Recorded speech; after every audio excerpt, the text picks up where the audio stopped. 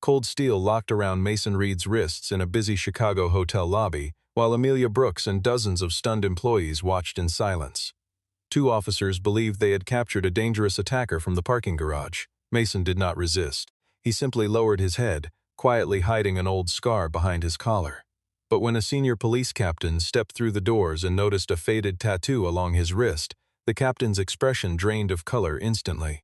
The man standing in handcuffs was no criminal. An entire naval fleet once called him a ghost no one could capture. The Brooks Meridian Hotel rose 38 floors above downtown Chicago, its glass face catching the gray winter light like a blade.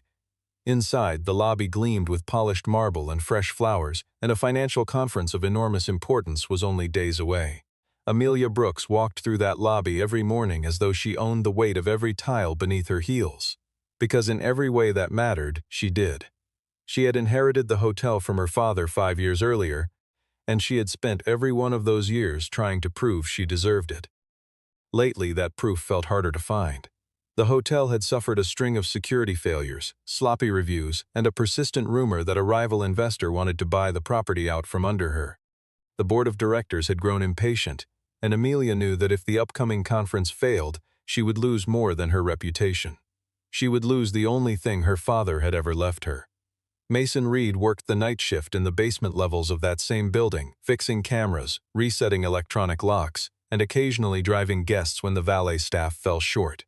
He was 34 years old, quiet in a way that made people forget he was in the room, and utterly unremarkable to anyone who did not look closely.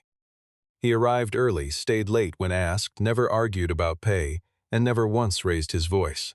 Nobody on the management staff thought of him as anything more than a competent pair of hands who kept the building's machinery from falling apart. Amelia herself had passed him in the hallway a dozen times without learning his name, registering him only as the calm, low-ranking technician with eyes that never seemed to blink. What none of them knew was that Mason had once worn a far heavier uniform than the gray polo the hotel issued him. He had served as a Navy SEAL for over a decade, in places the public never heard about, doing work that left no paperwork behind. He had walked away from that life 2 years earlier, not because he had grown weak, but because he had grown tired of funerals. Now his entire world revolved around a small apartment, modest paycheck, and a daughter named Grace who needed a father more than she needed a hero. Every night before his shift ended, Mason called home to check on her, his voice softening into something almost unrecognizable from the discipline he carried on the hotel floor. He never spoke about his service to anyone at work.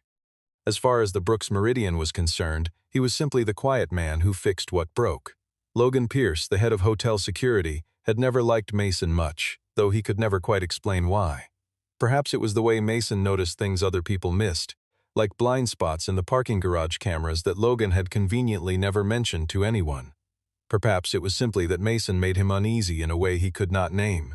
Logan kept his discomfort hidden behind a professional smile, the kind that fooled everyone except the people paying close enough attention. Amelia trusted him completely, in part because trusting him was easier than questioning the one department holding her crumbling hotel together. On the Tuesday before the conference, with executives and investors due to arrive within the week, Mason noticed something out of place in the VIP parking section. A black delivery truck, unmarked and unscheduled, had been parked in a restricted bay for nearly an hour. He logged it quietly, the way he logged everything, and continued his rounds without raising an alarm. It was a small detail, the kind most people would dismiss as nothing at all. But Mason had spent years learning that the world rarely announced its dangers loudly. It simply waited, parked in plain sight, for someone careless enough to ignore it. 2 days later, Mason was reviewing the parking garage feeds when he saw 3 men he did not recognize entering the restricted technical corridor near the electrical panels. They moved with the kind of practiced ease that told him immediately they were not lost guests or confused vendors. He radioed Logan at once, reporting the intrusion and asking for backup before approaching.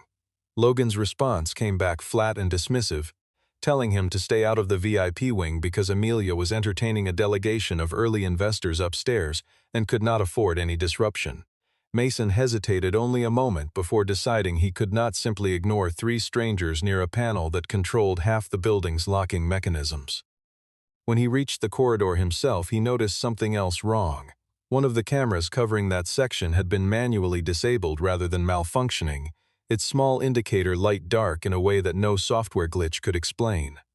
He moved quietly toward the electrical room, the old instincts returning to his body before his mind had even finished processing the danger.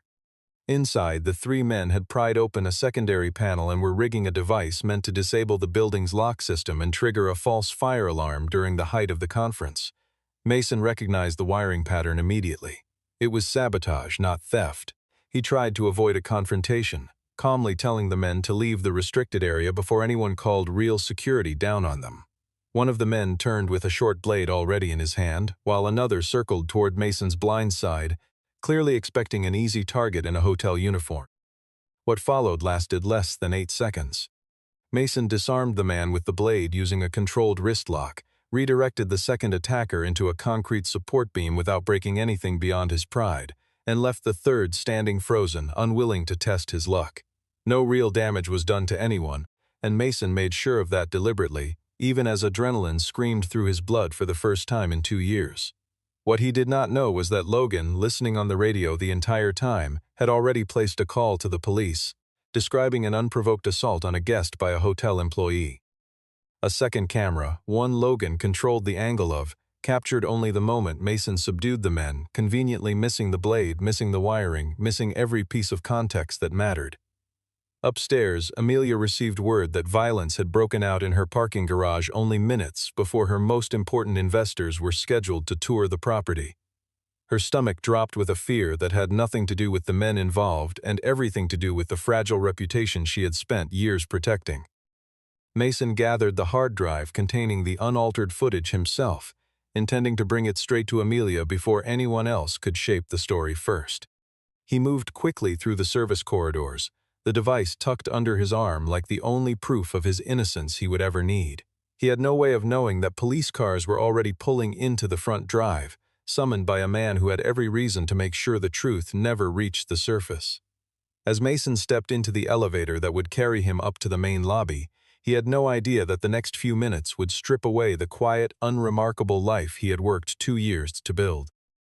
The elevator climbed slowly, each floor chiming past in a rhythm that felt strangely peaceful compared to what he had just left behind in the garage. He checked the hard drive once more, making sure the housing was secure, running through in his mind exactly how he would explain the wiring and the blade to Amelia without sounding like a man trying to excuse his own actions. He thought briefly of Grace, of the promise he had made himself never to bring violence home with him again, even in memory.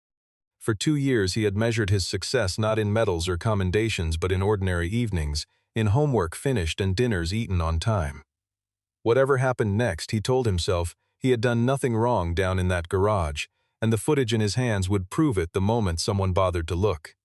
Officer Hunter Blake strode into the lobby first, young and certain of himself in the way only a handful of years on the force could produce. He spotted Mason near the elevators, still holding the hard drive, and ordered him to drop to his knees in front of dozens of guests and staff who had gathered at the commotion. Mason calmly explained that he had evidence in his hands proving exactly what had happened in the garage, but Hunter barely registered the words.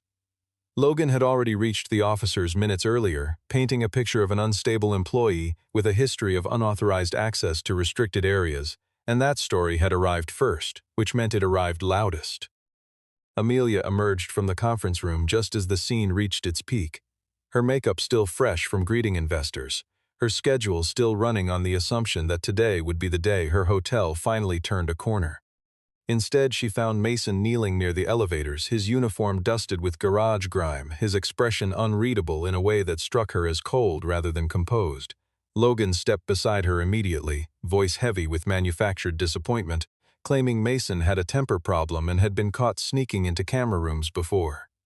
Amelia, exhausted and frightened for everything she had built, chose in that moment to believe the story that required the least imagination. Mason did not raise his voice or fight the narrative forming around him. He simply looked at Amelia and told her, quietly enough that only she and the nearest officers could hear, that she needed to review the hard drive before signing anything that night.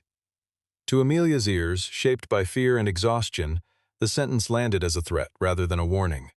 She gave the order to cooperate fully with police and suspend Mason from his duties effective immediately, the words leaving her mouth before she had time to consider any version of events beyond the one already in front of her. Hunter clicked the handcuffs shut around Mason's wrists right there in the lobby, the metallic sound carrying further than it should have in a room built for marble silence. Several employees turned away rather than watch, while others whispered to one another that they had always sensed something unsettling about the quiet man from maintenance. Mason lowered his head, not from shame over anything he had done, but from the particular ache of being judged before anyone had asked him a single real question. He had survived ambushes in places with no names on any map, yet nothing had prepared him for the simple, public humiliation of being condemned by people who had never bothered to look past his uniform. As the officers led him toward the doors, Mason caught sight of a man standing near the edge of the lobby, watching with the faint, satisfied smile of someone whose plan was unfolding exactly as designed. Jason Cross adjusted his cufflinks and said nothing, content to let the chaos do the work he had paid handsomely to set in motion. Mason filed the man's face away with the same precision he once reserved for targets in briefing rooms half a world away, though he said nothing about it then. Just before he was guided through the revolving doors, Mason turned his head slightly toward Amelia one final time. In a voice too calm for the situation, he told her that if the locking system on the 38th floor failed within the next hour, she should not trust the man standing beside her. Amelia opened her mouth to respond, but the doors had already swallowed him into the gray afternoon light, leaving her standing in a lobby gone suddenly, uncomfortably silent. The interrogation room at the precinct smelled of stale coffee and old paint, a fluorescent light humming overhead in a way that would have unsettled most people after the day Mason had endured.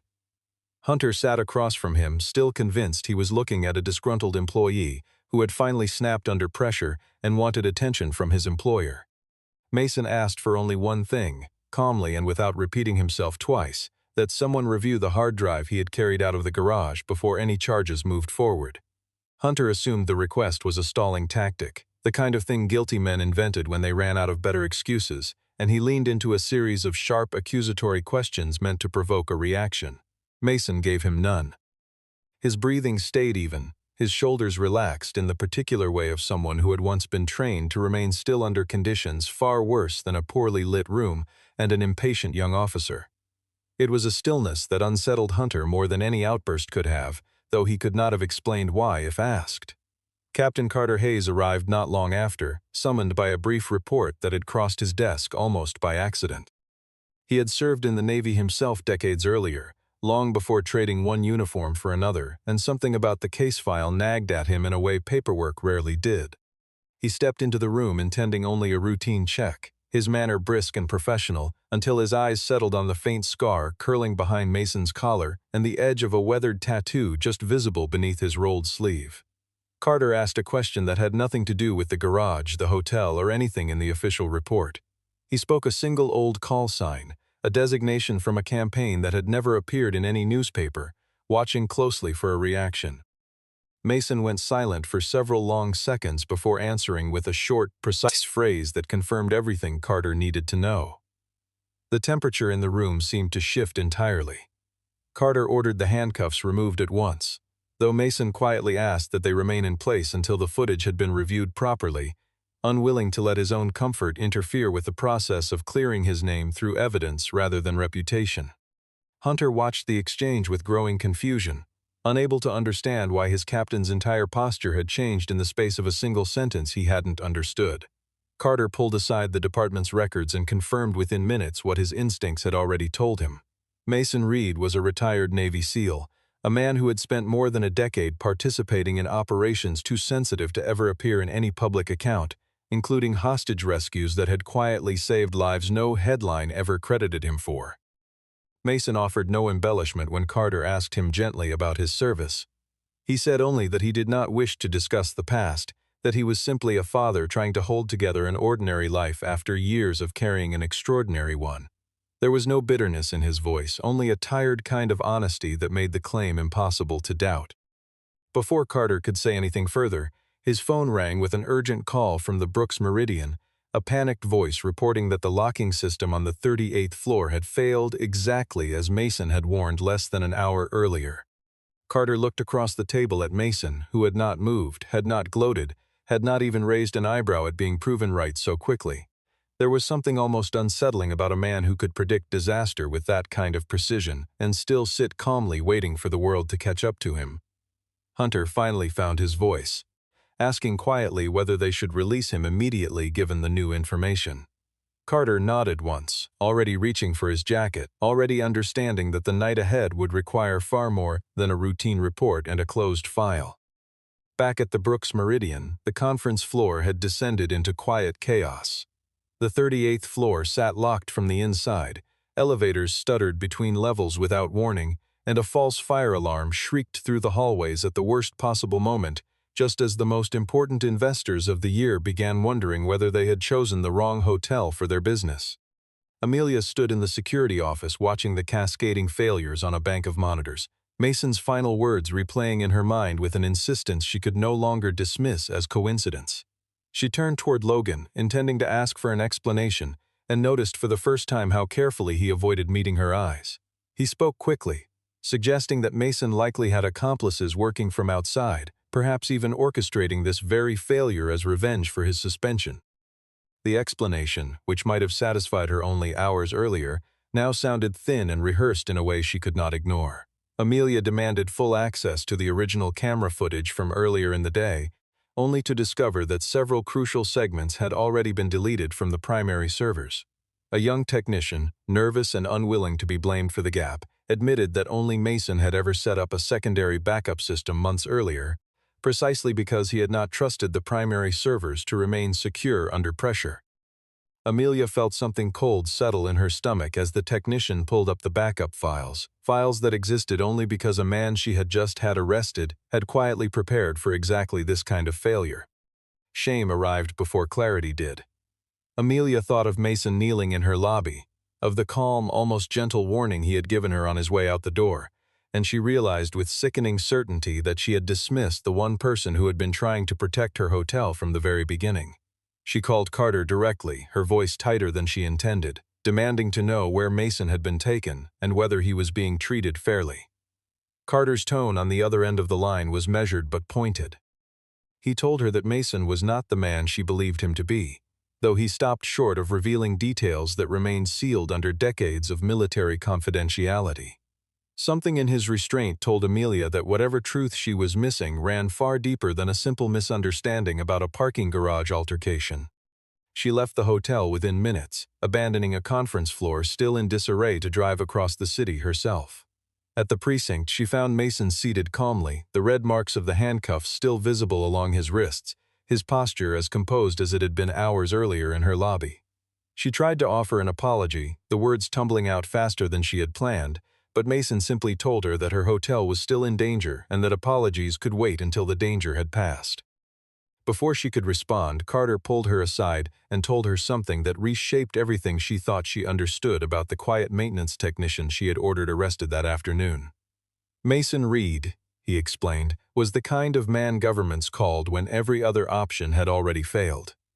Amelia stood in the hallway outside the interrogation room for a long moment after Carter walked away, trying to reconcile the image of the silent technician who fixed her cameras with whatever lay behind that single sentence.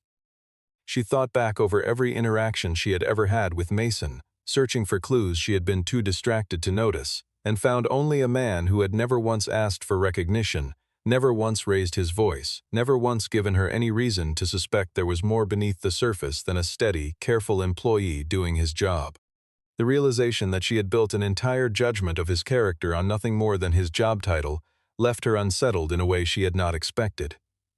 Carter returned to the interrogation room with a thin folder, the minimal portion of Mason's record he was permitted to share under the rules that still governed such things years after a man's service ended. It confirmed that Mason Reed had belonged to an elite Navy SEAL unit, deployed on operations involving hostage rescues in international waters, missions so sensitive that most of the official paperwork remained classified even from local police departments. Hunter, standing near the doorway, felt his stomach drop as he realized the man he had marched through a crowded hotel lobby in handcuffs was someone trained at a level few people in that building could even imagine. Mason did not preen under the revelation. If anything, he seemed faintly embarrassed by the attention, his voice flat as he told Carter that none of those old titles helped him pay rent or gave his daughter a more peaceful father at the end of the day. Amelia, listening from a chair near the wall, found herself struck by the plainness of the statement. She had spent her entire career surrounded by men who treated power as currency to be spent loudly and often, and here was a man who had access to more legitimate power than any of them, choosing instead to spend his days fixing broken cameras and locks. Carter asked, almost gently, why Mason had not fought back when the officers first arrived at the hotel, given that physically overpowering two officers would have presented him little difficulty. Mason answered that resisting would only have made things worse, not just for himself, but for the officers doing their jobs and for the hotel already teetering on the edge of crisis. Hunter lowered his eyes at that, the shame of his earlier certainty settling heavily over him as he understood, perhaps for the first time, that the man he had handcuffed had chosen restraint not out of weakness but out of a deeper, harder discipline. The hard drive was finally connected and reviewed in full. The unedited footage showed exactly what Mason had described from the beginning: 3 unidentified men prying open an electrical panel, one of them drawing a blade, Mason intervening only enough to stop the sabotage without escalating the violence himself. A second clip, buried earlier in the timeline, showed something none of them had expected. Logan Pierce, standing near the same restricted corridor hours before the incident, speaking quietly with the same 3 men before they ever touched the panel. Amelia felt the floor tilt beneath her. The man she had trusted with her hotel's entire security operation had been working against her from the inside, while the man she had ordered arrested in front of her own staff had been the only one trying to stop the damage before it spread. Carter's expression hardened as he reviewed the footage a second time, recognizing immediately that this was no longer a simple matter of an employee dispute, but something closer to a deliberate, coordinated attack on a business. He ordered an official task force assembled within the hour, pulling in additional officers and notifying hotel corporate security of the scale of what they were now facing. Mason agreed to return to the hotel and assist, though he set one condition before standing up from his chair. Amelia would need to listen to him fully for the next 3 hours, without interruption and without doubt, regardless of how unconventional his instructions might sound. Amelia agreed without hesitation, a small but significant shift from the woman who had ordered his arrest only hours earlier on the strength of a single hurried report. She watched him rise from the chair, the same quiet man she had walked past in hallways a dozen times, and found it strange how completely her perception of him had reversed in the space of a single evening. Hunter offered to drive them both back to the hotel personally, an unspoken apology folded into the gesture, and Carter followed close behind, already issuing instructions over his radio to secure the building's remaining access points before anyone else could exploit them. They returned through a service entrance rather than the main doors, an arrangement Mason suggested himself to avoid sending the remaining guests into further panic at the sight of police vehicles parked along the front drive. Inside the cramped service corridor, Mason laid out his read of the situation with the same calm precision he had used in the interrogation room. This was never about stealing money, he explained, but about manufacturing a crisis large enough to collapse Amelia's standing with her investors and force her into selling the hotel at a fraction of its true value. Amelia connected the pieces almost immediately. Jason Cross had approached her twice in the past year about acquiring the property, each offer lower than the last, each rejection met with a politeness that now felt calculated rather than gracious. Mason instructed her to revoke Logan's access credentials at once, only to learn through a quick radio check that Logan had already vanished from the security office, his badge left behind on the desk like an afterthought. Working from memory and instinct rather than any official map, Mason began reconstructing the saboteur's likely path through the building, drawing on patterns of access points and blind spots he had cataloged in his head over months of quiet observation. Hunter, no longer questioning every word out of habit, began following his directions without hesitation, falling naturally into the rhythm of a man used to taking orders from someone who clearly knew the terrain better than anyone else in the room. The most urgent discovery came moments later. The 38th floor was not simply locked. 3 of the hotel's most important investors remained trapped inside a conference suite, their phones rendered useless by a jamming device hidden somewhere nearby, their voices muffled behind doors that refused every manual override attempt. Amelia's breathing turned shallow at the thought of any harm coming to them under her roof, her mind already racing toward headlines and lawsuits and the swift, total collapse of everything she had spent years building. Mason's voice dropped lower, steady in a way that cut directly through her rising panic. He told her to focus only on the facts in front of them rather than the fear trying to consume her thinking, a simple instruction that nonetheless settled something in her chest almost immediately. It was the first moment Amelia witnessed the full shape of his leadership, not loud, not aggressive, but a quiet, total command of every variable in the room that no title or boardroom seat could ever fully replicate. As they moved deeper into the building's lower levels, Mason caught sight of a maintenance camera feed showing Logan guiding a second man, well-dressed and unmistakably out of place among the service corridors, directly toward the hotel's primary server room. Mason recognized the second man's posture instantly from the lobby earlier that day. It was Jason Cross, moving with the unhurried confidence of someone who believed the game was already won, heading straight for the one room capable of erasing every piece of evidence against him. Mason studied the feed a second longer than necessary, memorizing the route they had taken and the timing of the corridor lights along the way, the same habit of mind that had once kept entire teams alive in places far more hostile than a hotel basement. Carter arrived at his side just as the image cut to static, the jamming device apparently strong enough to interfere with even the internal monitoring system now. Amelia watched the two men exchange a brief, wordless glance, a silent agreement passing between them that needed no further explanation. Whatever came next would have to happen quickly, before Jason Cross and Logan finished what they had started and walked away clean, leaving Amelia to answer for a catastrophe she had never actually caused. Amelia insisted on going with Mason toward the server room, but Carter urged her to remain in a secured area until the situation had been contained properly. Mason overruled neither of them directly, instead telling Amelia plainly that she had every right to see for herself who was destroying her company, provided she followed his instructions exactly once they moved. Carter relented, recognizing that arguing further would only cost them time they could not afford to lose. They moved together through a dim service hallway, the distant wail of alarms bleeding through concrete walls in a way that gave the entire building a tense, cinematic hush. Amelia found herself asking, almost involuntarily, why a man with his background had chosen a job fixing cameras and driving guests rather than something that matched the scale of what he had once done. Mason answered without hesitation, telling her that he had already seen enough violence to last several lifetimes, and that all he wanted now was a steady job, a small apartment, and an ordinary schedule built around raising his daughter in peace.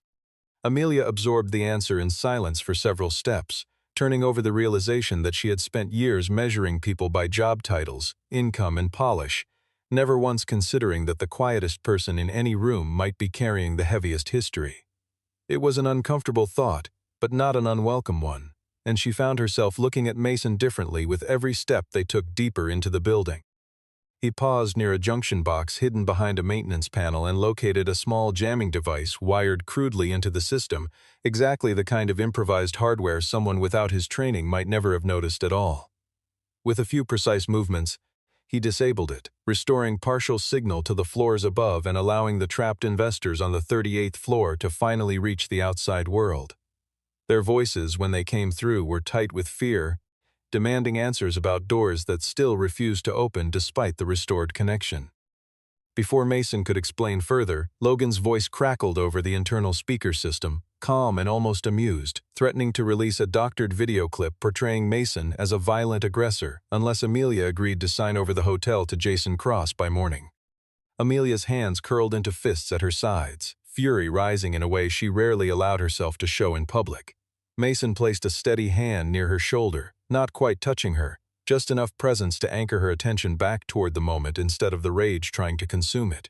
He told her quietly that arguing with someone trying to provoke her into losing control would only hand them exactly what they wanted. Amelia exhaled slowly, forcing the fury down into something colder and far more useful. Mason then made a quick decision, splitting their group so that Carter and Hunter could move toward the 38th floor to free the trapped investors, while he and Amelia continued on toward the server room to confront Logan and Jason Cross directly before either man could finish erasing the truth. Carter hesitated only briefly before agreeing to the plan, recognizing that Mason's read of the building's layout and the saboteur's likely movements had already proven correct at every turn that night.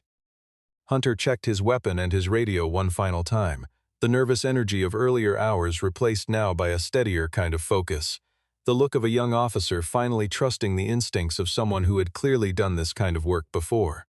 As the two groups separated at the junction, Amelia glanced once more at Mason, searching his face for any sign of the fear she still felt pressing against her own ribs, and found instead the same unreadable calm that had first struck her as coldness back in the lobby. She understood now that it had never been coldness at all. It was simply a man who had long ago learned how to function steadily inside chaos that would have broken almost anyone else. The server room hummed with the low electric whine of cooling fans, red emergency lighting washing the narrow space in a tense flickering glow that made every shadow look like it might move on its own. Logan stood hunched over a terminal, copying files onto a portable drive, while Jason Cross stood behind Amelia's empty chair near the door, a tablet in hand displaying a transfer agreement waiting only for her signature. Jason's voice carried the relaxed cruelty of a man who believed he had already won, telling Amelia that signing now would end the crisis quietly, sparing her the embarrassment of watching her hotel collapse in front of every camera in the city. He turned toward Mason next, his smile sharpening into something closer to contempt, reminding him that a man who had spent the afternoon in handcuffs held no place in a conversation among people who actually mattered. Mason said nothing in response to the insult. He simply set the original hard drive down on the nearest console and told Jason, in a voice utterly without anger, that every game built on lies eventually ends the moment the truth finds a copy of itself. Logan lunged first, swinging a stun baton toward Mason's ribs with more desperation than skill. Mason shifted half a step, caught the wrist behind the weapon, twisted it free, and guided Logan backward into a chair hard enough to end the fight without breaking a single bone. Two of Jason's hired men rushed in from the corridor behind him, clearly expecting an easy advantage against a single opponent. Mason's met them with the same economy of motion he had used in the garage 2 days earlier, each strike measured precisely enough to end the threat without becoming the kind of violence he had spent 2 years trying to leave behind. Amelia watched the entire sequence unfold in stunned silence, recognizing for the first time just how dangerous Mason truly could be, and understanding in the same breath that his restraint was the far more remarkable thing to witness. Jason, his composure finally cracking, grabbed Amelia's arm and began dragging her toward a side exit, hoping to use her as leverage against the chaos closing in around him. Mason did not charge in recklessly. Instead, he spoke directly to Jason, his voice low and deliberately distracting, drawing the man's attention away from his grip just long enough for Amelia to wrench her arm free and step clear of his reach. Carter and Hunter burst through the main door seconds later, having the trapped out investors upstairs, and followed the sound of the struggle down through the building. Hunter moved with calm, practiced precision this time, securing Jason Cross without hesitation or unnecessary force, the lessons of the day fully absorbed into his bearing. Mason handed over the original footage to Carter without ceremony, along with an audio recording capturing Logan's earlier conversation with the saboteurs near the parking garage panel, evidence enough to dismantle every lie that had been told about him since the previous afternoon. As officers led Logan and Jason out under full restraint, Hunter reached into his evidence bag and withdrew the same set of handcuffs he had used in the lobby that afternoon. He set them quietly on a nearby console, looked directly at Mason, and offered a formal apology in front of everyone still standing in the room, acknowledging plainly that he had judged a man's character before ever bothering to learn the truth about him. Mason accepted the apology with a slow nod, no trace of triumph in his expression, only a kind of weary relief that the night had finally reached its end without anyone being seriously hurt. Carter clapped a hand briefly on his shoulder, the gesture of one veteran acknowledging another across the gap of different uniforms and different wars. Amelia stood a few steps back, watching the room slowly empty of officers and restrained men, the hum of the servers the only sound left once the shouting had faded. She looked at the handcuffs sitting on the console, then at Mason, and felt the full weight of how close she had come to letting fear and assumption cost her the one person who had been trying to save everything she cared about from the very beginning. Jason Cross and Logan Pierce were formally charged within days, facing counts of corporate sabotage, extortion, defamation, and reckless endangerment of hotel guests. The financial conference, which had seemed doomed only hours earlier, recovered faster than anyone expected. Several investors had considered withdrawing entirely after witnessing the chaos firsthand, but the transparent way Amelia handled the crisis once the truth surfaced convinced most of them to stay and finalize their commitments, rather than walk away from a hotel that had proven it could survive a genuine attack with its integrity intact. Carter personally filed the official report confirming that Mason had acted strictly in self-defense and in direct prevention of criminal sabotage, closing the door on any lingering question about his conduct in the garage or anywhere else that night. Hunter sought Mason out again the following afternoon, this time with none of the bravado from their first encounter, admitting openly that he had allowed a hurried report and his own assumptions to his judgment of a man he had never actually spoken to before that day. Mason did not use the moment to make Hunter feel smaller than he already did. He told him simply that a good officer was not someone who never made mistakes, but someone willing to correct them before the damage became permanent. Amelia called a brief meeting with her full staff 2 days later, gathering everyone in the same lobby where the handcuffs had first closed around Mason's wrists. Standing in front of her employees, she admitted plainly that she had failed to listen to a man who deserved better, that she had let fear and assumption override her judgment, and that an innocent person had been publicly humiliated in her hotel because of decisions she herself had made too quickly. There was no attempt to soften the admission or shift blame elsewhere. She simply stated what had happened and what she intended to do differently going forward. She then offered Mason a new position overseeing crisis security operations for the entire property, along with a salary that reflected both his skill and the trust she now placed in him completely. Mason did not answer immediately. He told her honestly that he had never been interested in chasing power or title, but that he would accept the role if it meant the hotel would no longer be run on convenient assumptions and quiet fear, choosing instead to make decisions grounded in truth even when truth proved inconvenient. Amelia watched him walk out of the meeting room a few minutes later, the same unremarkable gray uniform on his shoulders, the same quiet, unhurried stride she had passed a dozen times without truly seeing him. Except now, for the first time, she understood exactly who had been walking past her all along. He was not simply an employee who had been wrongly accused. He was the man who had saved not only her hotel, but the integrity of every decision she would ever make as the person responsible for it. In the days that followed, word of the failed sabotage spread quietly through the upper levels of Chicago's business community, though Amelia made certain none of it ever turned into a spectacle surrounding Mason personally. She understood, without needing him to say so directly, that he had no interest in becoming a story told at dinner parties or repeated in boardrooms for sympathy or admiration.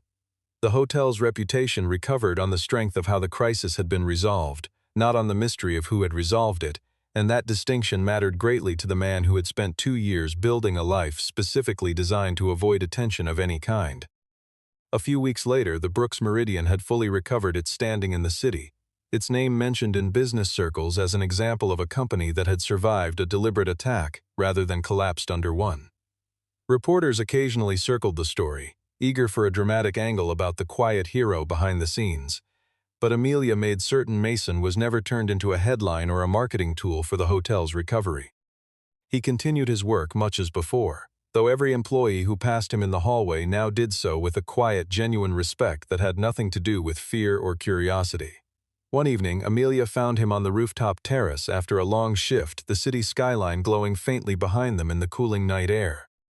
She thanked him again, this time without the urgency of crisis pressing against her words, telling him plainly that he had taught her something no business degree or boardroom experience ever had, that a person's worth could never truly be measured by their title or their paycheck. Mason listened quietly before answering that he too had needed time to learn something similar after leaving the service, that the hardest battle was rarely the one fought with weapons, but the quiet daily struggle of believing he deserved a peaceful life after everything the past had cost him. Amelia did not push him to open up further than he was ready for. She simply offered to work alongside him in rebuilding the hotel's security operations with more honesty and less fear than the system Logan had left behind. Months earlier, Mason had been led out of that very lobby in handcuffs, treated as a danger by the very people he had been quietly protecting all along. Now, standing on the rooftop in the calm Chicago evening, he finally stood in the one place that had once stripped him of his dignity, seen at last for exactly who he truly was. If you really want to know why the police had to apologize to him, stay until the very last second.